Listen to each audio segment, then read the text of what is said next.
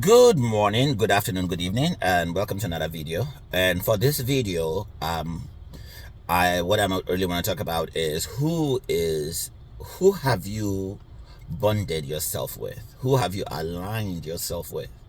And the context of this is from a post that I made a couple of weeks ago regarding it was a comparing Jesus in the boat versus Jonah in the boat.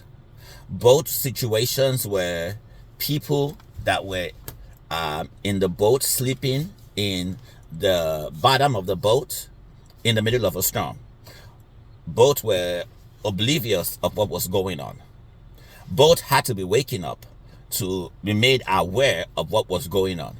One had a proactive response to the storm and spoke peace to the storm. The other one was actually the catalyst for the storm. He actually was the reason why the storm was showing up.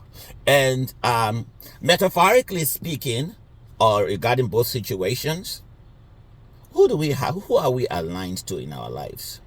Who do we have in our lives that we've allowed to come into our place of solace, metaphorically speaking, or not? That we've allowed ourselves to be intimidated with. People that we've allowed to come into our space. Who are those people? Some people are people that they bring value to the table. They bring substance to the table. When trouble shows up, they have something. They have solution. They have resolution. And then there are others, when drama shows up, they are actually, they compound it. They add more layers to the drama. Actually, in some cases, they are the cause of the drama. They are the drama magnet. They are the toxicity magnet. Some of them are socially toxic, spiritually toxic, just mentally toxic, emotionally toxic, psychologically toxic. One or all of the above. So the question is, who have you allowed into your boat? Who have you given access to your boat? Who have you given permission to sleep in your boat? Nobody is going to do that evaluation but you. And that's why therapy is...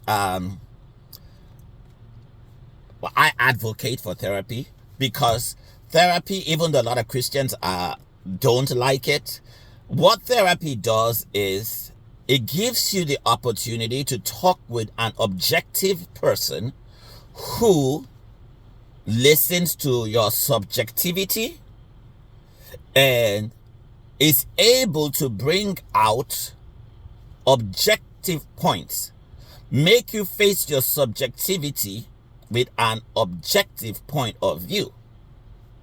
A pastor can be a good counselor, but sometimes why a pastor is not really a good counselor is because some pastors are already biased, like, oh, I have to present this image to you that I know it all.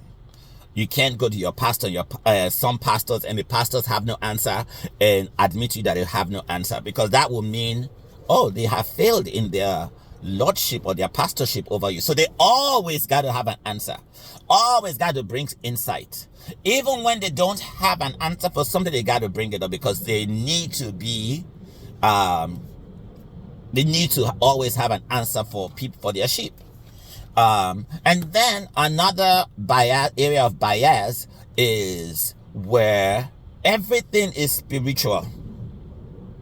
Even when the issue is not being able to, say, handle money, they make it spiritual. There is always spiritual. Oh, pray and pray. Sometimes it's not really prayer. Prayer can only do so much. Prayer is basically inviting God in to is inviting the influence of God in. But how can God work if you don't even allow him to work? Is he just going to overthrow you? And yes, he can, but then why would he want to do that? Just constantly overthrow you and overthrow you. And that's witchcraft. That's not prayer. That's working against your will and working against you. Your will have to be in conformity with him. So anyhow, reason why therapy works. If you meet a good counselor, a good pastor that can counsel you, great.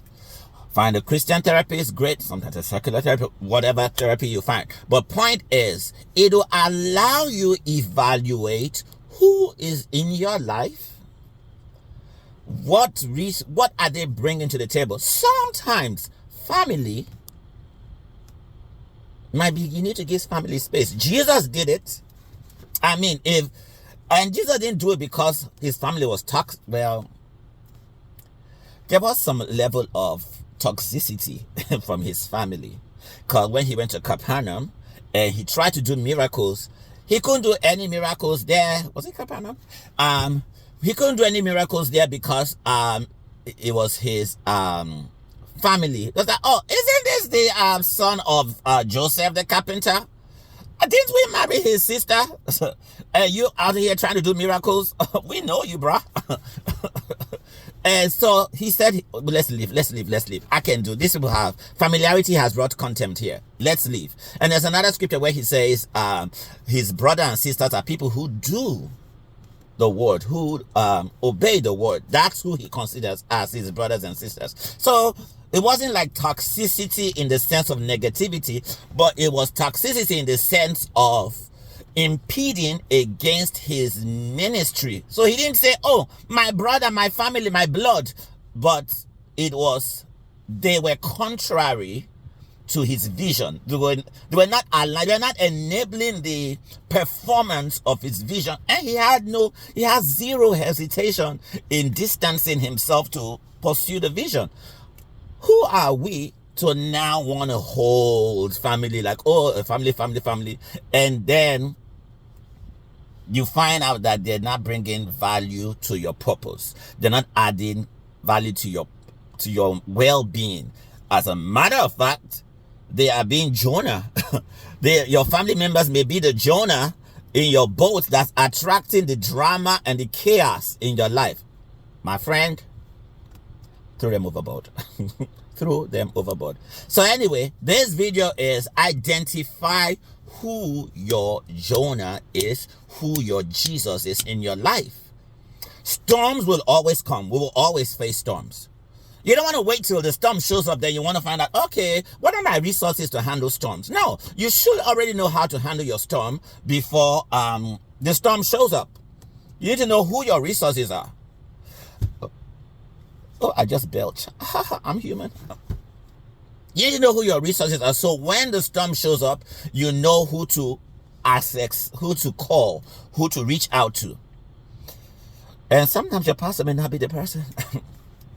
But anyway, I segue. Have a wonderful day.